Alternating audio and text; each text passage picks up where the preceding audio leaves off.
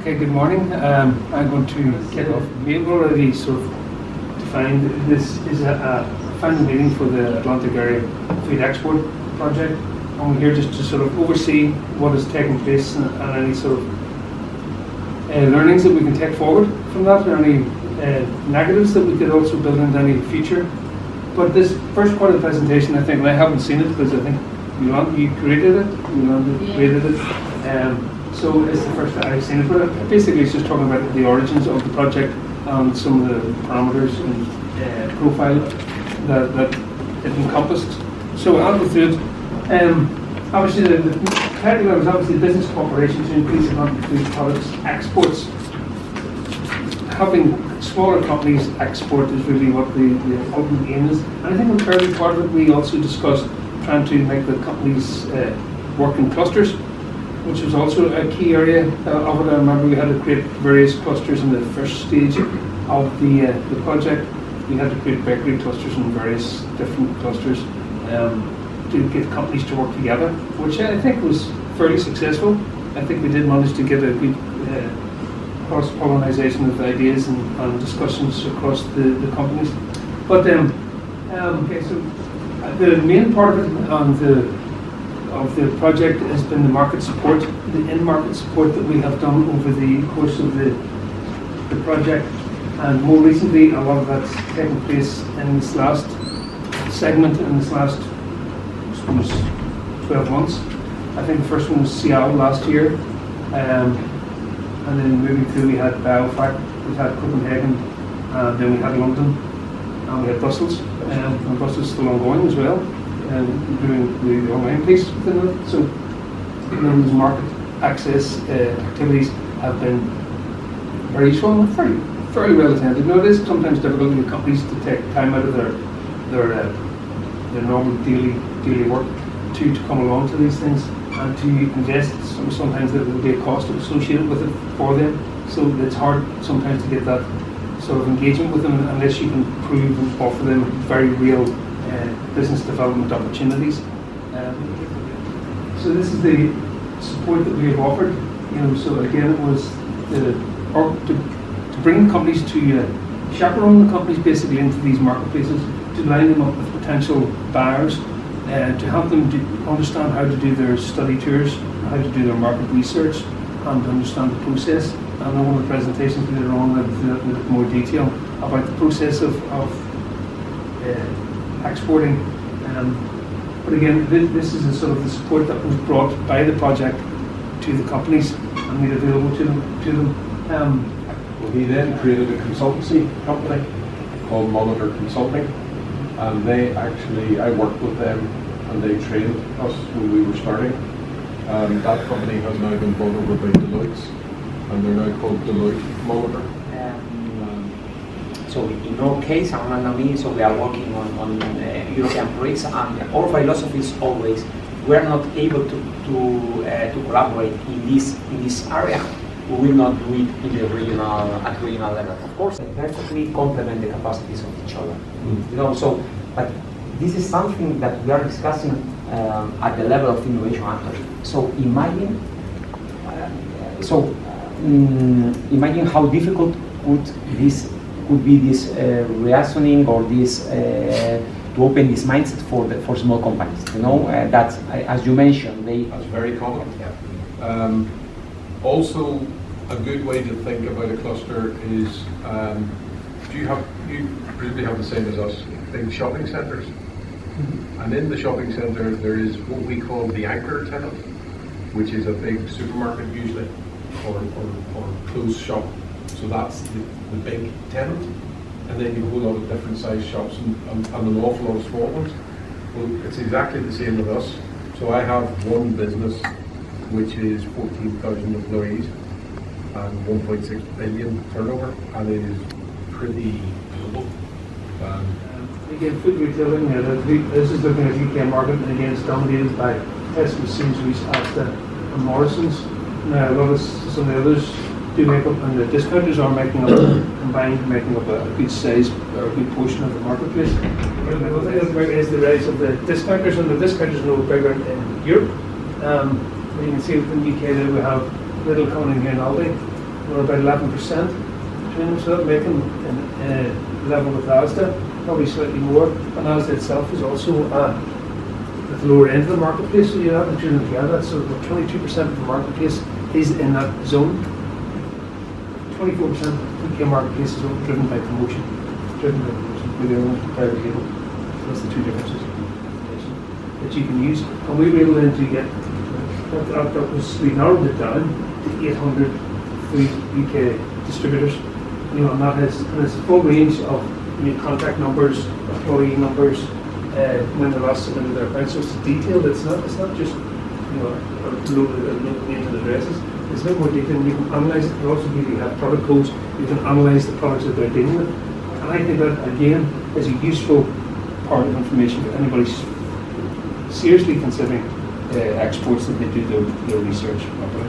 Again, this is just another thing I picked up, which is the top 30 wholesalers which you're able to supply. So the objective of my session is to briefly describe the different market access activities that we developed in the Benelux territory during the last month. So of course, one of the first points is why choose this territory as a target market. And you have there like some key data.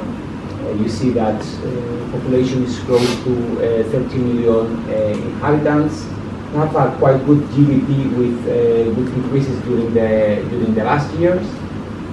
Then we have there also two additional parameters. Inflation, as in any world economy, it's higher than 10% during the last year, and the employment rate, we would say, so coming from Spain, we can say that are quite small in this case.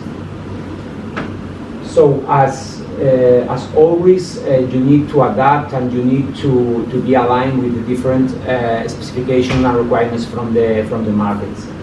This is why you need to know some insights, to know different food trends. And here we just bring some notes, okay, that are quite relevant to consider for Benelux. So they are excellent test markets. So we know that in Brussels we have most of the European Union buildings. So you could imagine that they're the multicultural and so people from everywhere in Europe is living there. So they are happy to try new foods, ethnical foods, and new types of foods. In the case of the Netherlands, they operate as a re-exporting market. And then in Luxembourg, something that I learned from this activity is that the Portuguese community is quite big there. So there is a niche, okay, for products coming from Portugal. Are specialized in distribution of feeding products. 5 meetings we have during the project are very good for the first one. So we hope that in the future the next meetings and the next exchange we will have will be very profitable. But at the moment it's very good meetings and very good first exchange and discussion with the potential partners.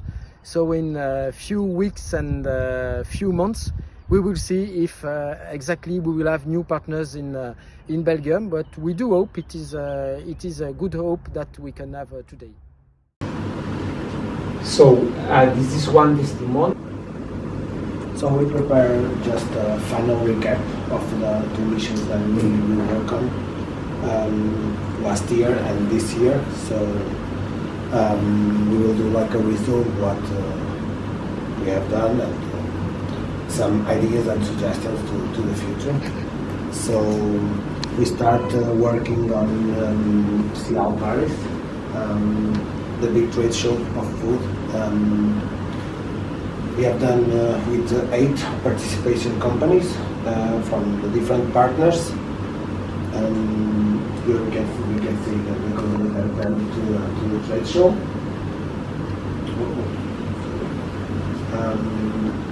So trade shows, it's always a good idea to the companies, because the companies can not only do networking, but they can see competitors, they can see new products, so they can be in the local and see what the other companies do in the same sector. So it's always a good idea. And CIAL is the biggest trade show, one of the biggest trade shows in Europe. So it's really important to the European companies that can attend. Visiting, or more important, that the companies can show the products and visiting other companies.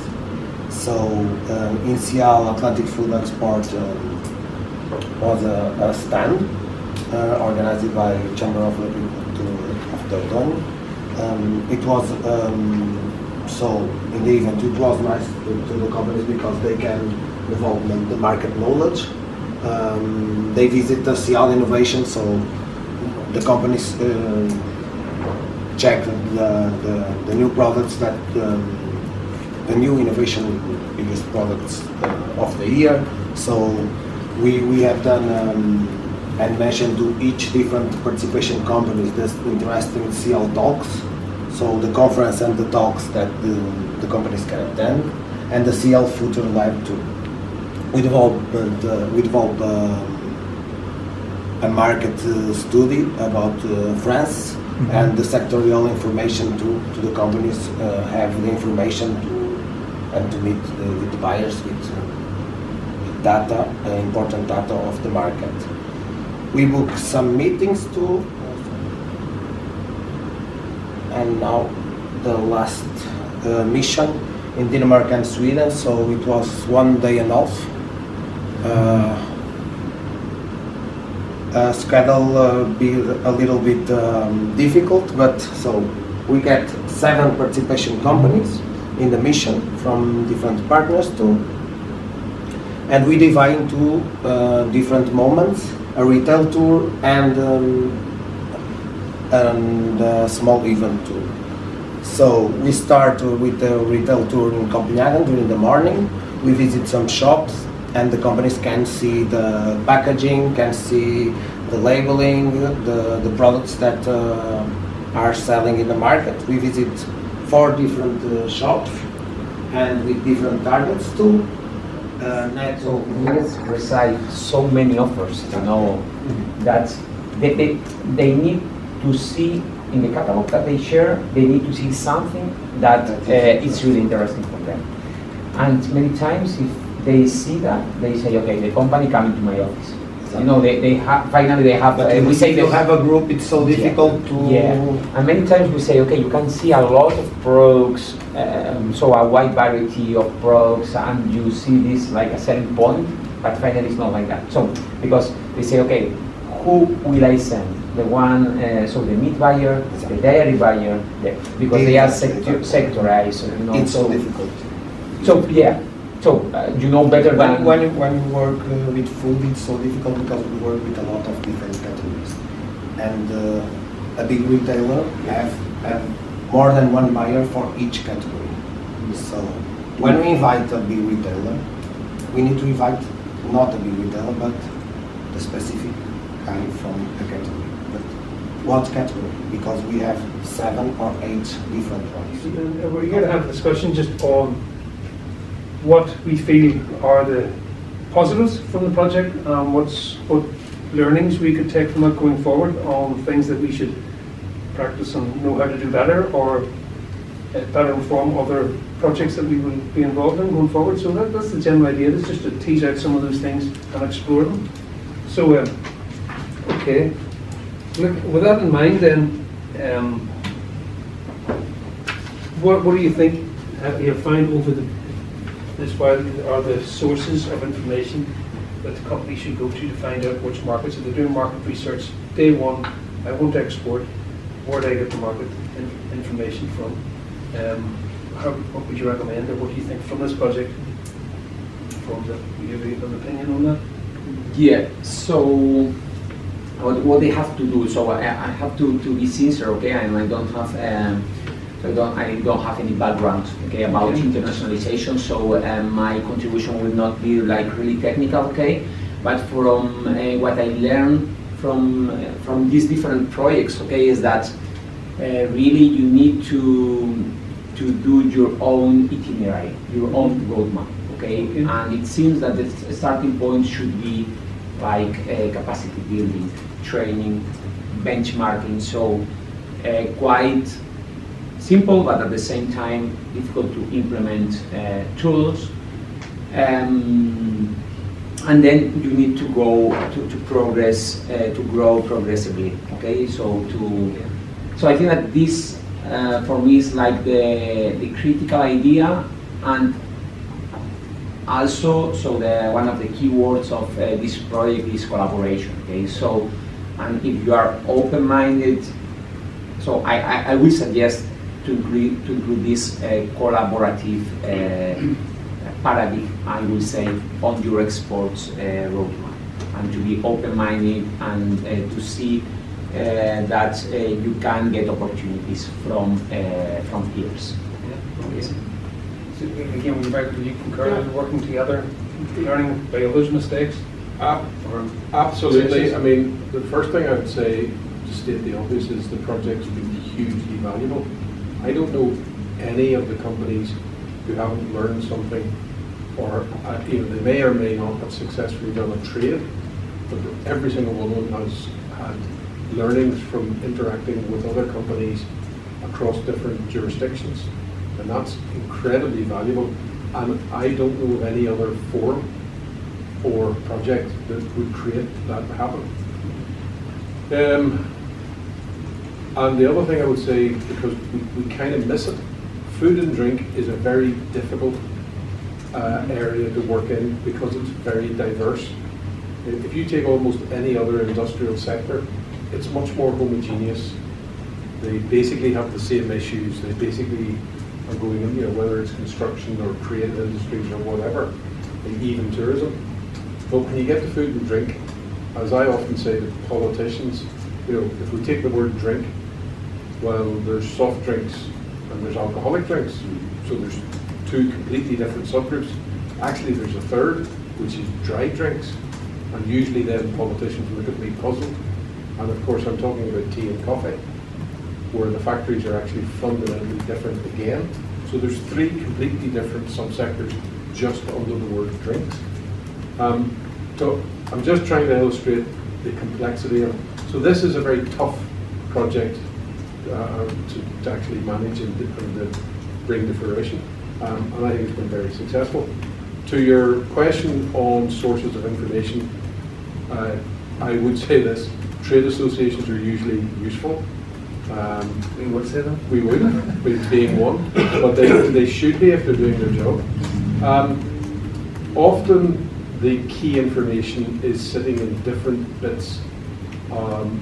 So some of it is sitting in government departments, usually economic or economy departments. Mm-hmm. Some of it is sitting in private sector companies, consultancies, who will have commercial grade information that you will have to buy. And there are some good learnings to be gained from interacting with other businesses who are in a market. So actually one of the simplest ways to get started is, let's say you want to export it to Spain, is are there any companies from your area that are already exporting to Spain that you can go and have a conversation with? And again, I think that's one of the things that we can foster and help, that what we would call peer-to-peer interaction. Isaac, you referred earlier in the discussion about, obviously we adopted different formats of trade visits, whether we use, the sort of trade show or whether we go to the restaurant and doing a presentation in that way. And you find that one of them is more difficult because you can't control it, you can't control the outputs. Yeah. So, just to agree with Michael and Roberto, I think that the project was very good for companies. Some of them take more advantage than the others. But sometimes we organize missions and the companies go to the missions, and when they arrive home, they don't do follow-up as well as it was a visit in their own country. So some companies take more advantage than the others, but I think that in global, the project was very good for all of them. Regarding this large range of products that we have, it is difficult to work with such a large sectors. I recall that in the last mission when we were in Denmark, the guys from the wines from Portugal. Yeah. Do you remember we went to the London Wine Fair Yeah. in Olympia? Yeah. And still today, they are exporting to America because of a contract that they made in That would have been early Yeah, on. yeah, That's yeah. 2019, I would say, pre-pandemic. Oh, it's pretty certainly pre-pandemic. I Yeah. think maybe. So big wines that they made there but it was a show strict for the wine, and I think it results specific. Yeah, It results much better. So for the future, I think that I don't know if we will have another opportunity to do international cooperation, because these funds are not for No, I that. understand. But I will say that we have to split by sectors, the companies, and the actions must be a little bit more oriented. Yeah, well, certainly from our point, I think one of the things for future projects like this is managing the expectation of the SMEs, but also making them understand their responsibilities. It's very easy for companies to come along and say, "Oh, this is an export project, sign me up," and expect everything to come to them. They have a certain level of responsibilities, and I don't think that's always conveyed. I don't think if we have a gap in what we've done, we're not always saying, "Okay, you've signed up to this, but it's a two-way street." You don't just expect us to be able to provide all these things for you. We can facilitate certain things, but if you don't provide information, if you don't engage, and if you don't do your part of the bargain, then it's going to make the life a lot more difficult. But also then there are expectations on how long it can take. You know, developing exports, in my experience, you know, can be sort of 18-month to 2-year thing. So if you're doing a project, certainly it's only 3 years long. You need to be very quick out of the traps in a way early, or they need even maybe 4 years to fully develop, because it takes a while to prepare the companies ready for exports, do the groundwork, and then see them through to some sort of stage where they're self-sustainable. So the whole process can take a bit longer, and I think we need to convey that information from the onset when you're recruiting companies, and then make the companies themselves understand their part in the process. So I'm just looking for an explain here. So the other thing, I mean, again, it's another area that we mentioned, the logistics of sales, you know, of the costs and building that in. Did you find that the companies brought that up as a point of how they actually get their products to the market? Okay, I've got a potential customer in Denmark, but I really know the cost of getting my product into the marketplace. Did you find they had that knowledge? Did you find that it was an issue? Important so if you want to bring your products to somewhere, you need to find the optimal route. Okay, and already in the past, some of our regional companies, in an informal way, okay, for example, if they want to export to some place in South America or Central America, they make like informal agreement to complete, for example, a ship, you know, or a container. So that's really your question. We ended up with the companies that really understand the project and how to take advantage from the project. We were in a large number at first, but some companies go to the missions and just to travel and think that, okay, now I will sell. So it's needed work to sell, okay? So we ended up with those who understand the project and take advantage of the project, and that's why they're still coming. Okay. Yes, I have two other thoughts from me on that. Momentum. When you get going, there's momentum, and people get excited and get on board. And obviously COVID kill that dead. There's no momentum. So then you come back and you can't. It's just difficult. The other thing I would say is, this is not a criticism, it's just a statement of fact. The European Union, most governments, if you try to imagine the private sector as a wheel turning and the public sector as a wheel turning, the public sector has an enormous number of checks and balances and safeguards because it's spending public money, quite rightly. And what that generally means is it moves very slowly because it has to go through all the due process to check on this. The private sector, on the other hand, is generally moving faster and faster and faster because it's a very dynamic thing. And these two things then try to interface. And one's spinning very fast and the other one of necessity has to turn slowly. And that's a difficult interface. Okay, well, we've covered a lot. There is, and I think we're actually just coming out of time. It's just after 12:30, so we'll probably have to head on and move. Physically have to move. We have to actually go for lunch. So Okay. not want to stand in the way of anyone's lunch. Can I just say thank you very much for being on the panel? And not only, I would just also like to take this opportunity